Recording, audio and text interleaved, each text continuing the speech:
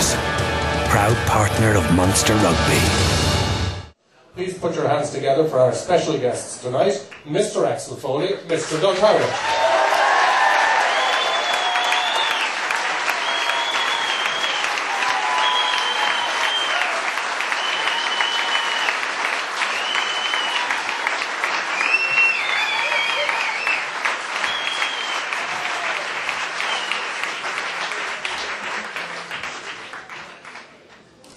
For a second there, I thought it was Gerard McCarthy and Sean Og on the same stage.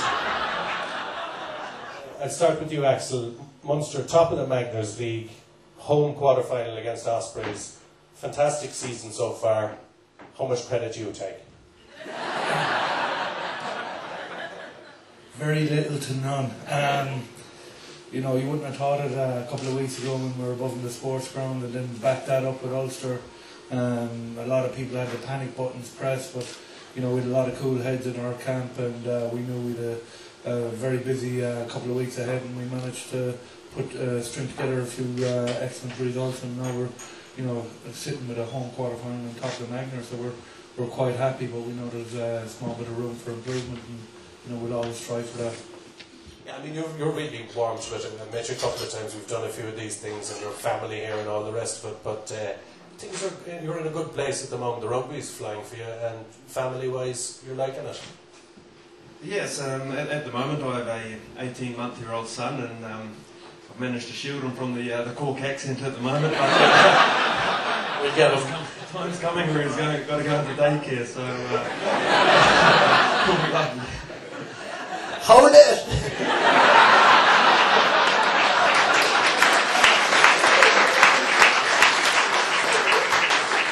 There's no shielding from that particular force of nature. Doug, you were saying, you were keeping it, in fairness, you were keeping your powder dry about the haka in the weeks leading up to it. Everybody was saying, are you going to do it, are you going to do it? And apart from Jeremy Manning's Gangs of New York moustache, I think, I'd be happy to watch that not once but 10 times.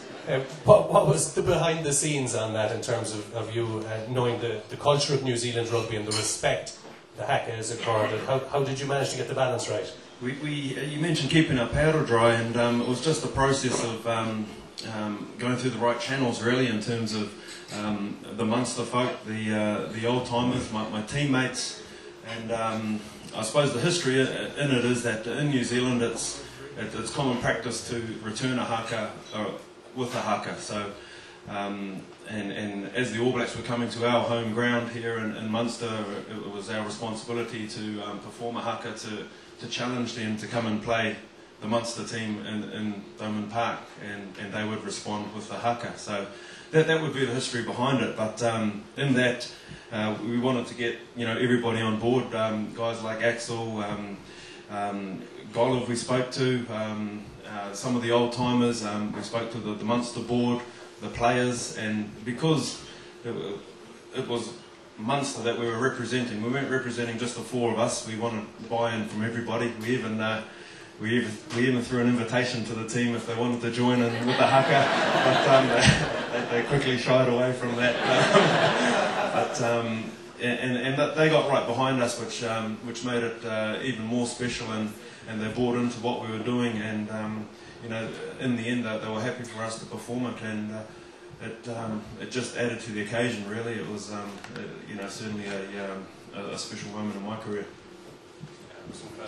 Axel mentioned Ron O'Gara. I remember, like, I forget the exact words he used, but when he came back, he felt like that he was like crashing a party, or words to that effect, because everybody who played in that match, there was a special bond that'll stay with those guys. Yeah, you could say that, but you know, they're part of our team, and you know, it was just fantastic to see them in the changing rooms. You know, hurting as much as we were, really. You know, it was almost, and you could see it in their eyes, that they just would have loved to have been out there.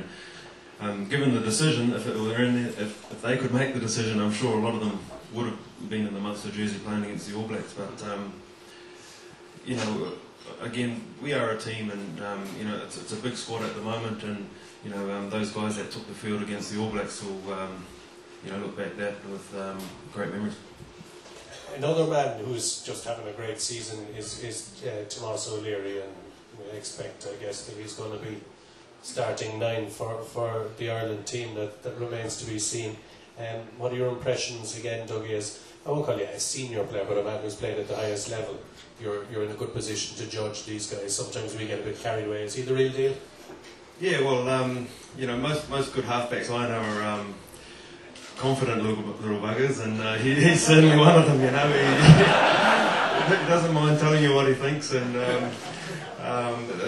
that's a good trait of a halfback, because you're sort of you're being pushed in each direction, and you're demanding things of your forwards. And I guess the major attribute he has is speed around the park with the ball in hand, and he's a big lad for a halfback, and he takes some tackling. So you know, and he's come on leaps and bounds, and you know, working behind the pack that we have, you know, they've been able to give him some good service, and he's been able to show what he can do, and he's an enjoyable lad to have in the team. He's never short of a quip, and he's often has his hurley in his car, and can show us a thing or two.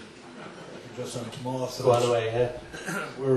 We arrived in Toulouse airport last weekend, and there was a big picture of Byron Kelleher there, down to his short, 6-pack. You know, we're all tattooed, and we're all going, Tomas, where's your 6-pack?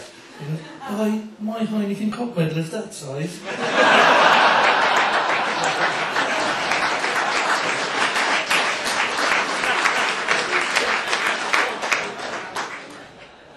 How have you reacted to that? Because the famous story when you appeared at the training ground the first day after the time that car tried to beat you up, as that Quinny started making police siren noises. So how did that compare to what we'd regard as possibly a little less humorous rugby culture in your home place? Oh, it's definitely unique. That was my very first day at the Munster setup. I was down here at the farm, and Brian Murphy had just picked me up from the airport and went straight to training to meet and watch the lads. But they were in full swing at training at the moment when I pulled up to the sideline. Training stopped. Alan Quinnan, keep away from the red Toyota, that's mine.